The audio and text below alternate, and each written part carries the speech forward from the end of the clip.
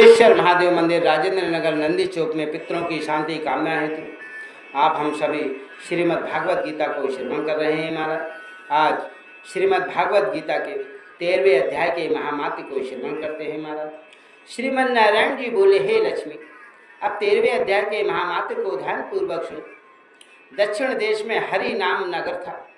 हरि नाम का एक नगर था। वहाँ पर एक व्यभिचारिणी स्त्री रहती थी। व्यभिचारिणी का तो समझते हैं, पहले मैं बता चुका हूँ। शास्त्रों में व्यभिचारिणी स्त्री मतलब बुरी स्त्री को कहते थे। वह व्यभिचारिणी किया करती थी, मांस मदिरा खाती थी। एक दिन एक पुरुष से उसका वचन भरा कि इसने अमुक स्थान पर है। क्या उसने किसी पुरुष से यह वादा किया कि मैं इस स्थान पर हूँ, तेरे पास आऊँगी, तुम वहाँ से चलो।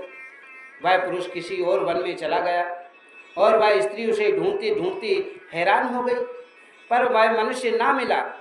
वह भूलता फिरता था। वह गणिका थक कर उसका रास्ता देखने लगी। देखते देखते ही सारा दिन व्यतीत हो गया, मगर उसका प्रीतम ना आया। शाम होने लगी। वह गणिका प्रीतम का नाम ले लेकर पुकारने लगी। तभी भटकता भटकता उसका प्रेमी वहाँ आ पहुँचा। दोनों बड़े प्रसन्न होकर बैठे थे। इतने में ही एक शेर आया और गणिका भयभीत हो गई और उसे देखकर शेर बोला, अरे गणिका, मैं तुझे खाऊंगा। वह बोली, तू पहले अपने जन्म की बात कह, तू कौन है, मुझे क्यों खाना चाहता है। तब शेर बोला, मैं पूर्व जन्म में ब्राह्मण था, झूठ बोला करता था, बड़ा लोभी था, बड़ा लालची था, जुआ खेलता था, तब दूसरों का धन हर लेता था। एक दिन प्रभात के समय, सुबह के समय घर से उठकर चला तो रास्ते में गिर पड़ा और गिरते ही मेरा शरीर छूट गया, मैं मर गया। यमदूतों ने मुझे पकड़ लिया और धर्मराज के पास ले गए। देखते ही देखते धर्मराज ने हुक्म दिया कि इसी घड़ी इस ब्राह्मण को शेर का जन्म दिया जाए। यह देह मुझे मिली है और हुक्म दिया है कि जो प्राणी पापी दुराचारी हो उसको तू खा जाया कर, जो साधु वैष्णव हरि भक्त हो उसके पास तू मत जाना। तब हे गणिका, मुझे धर्मराज की यह आज्ञा, जिनकी आज्ञा पाकर शेर योनि में मैं आया हूँ। तू व्यभिचारिणी है, तू गलत स्त्री है गणिका, तू पापी है, तू पापन है, इसीलिए तुझको मैं खाऊंगा। इतना कहकर शेर ने गणिका को खा लिया। तब यमदूत गणिका को धर्मराज के पास ले गए। धर्मराज ने हुक्म दिया कि इसको चंडालनी का जन्म दे दी जाए।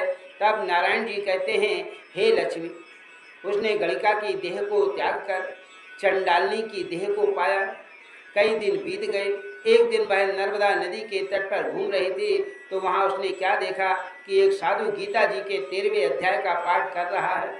उसने सुन लिया। तब अध्याय पढ़ के भोग पाया और चंडालनी के प्राण छूट गए।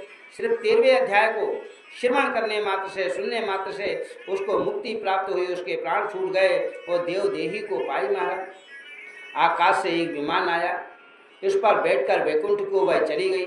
साधु ने पूछा, अरे तू कौन सा पुण्य तूने किया है जिसके कारण तुझे वैकुंठ मिला है।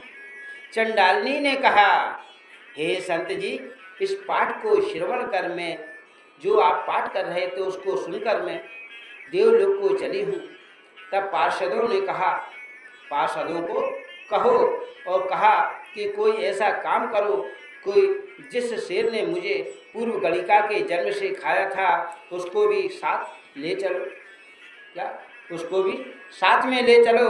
तब उस साधु से प्रार्थना की कि हे संत जी, हे महात्मा जी, हे साधु जी, आपको नमस्कार है। हे संत जी, गीता जी के एक श्लोक के पाठ का फल उसके निमित्त दे दो, उसको दे दो, तो वो शेर के योनि से उसका उद्धार हो जाए। तब उसने पाठ का फल दिया और तत्काल वह शेर की योनि से छूट गया और छूटी हुई उसने देवदेही को पाया। दोनों विमान पर वैकुंठ के परम निवासी हुए और वैकुंठ के परम धाम को चले गए।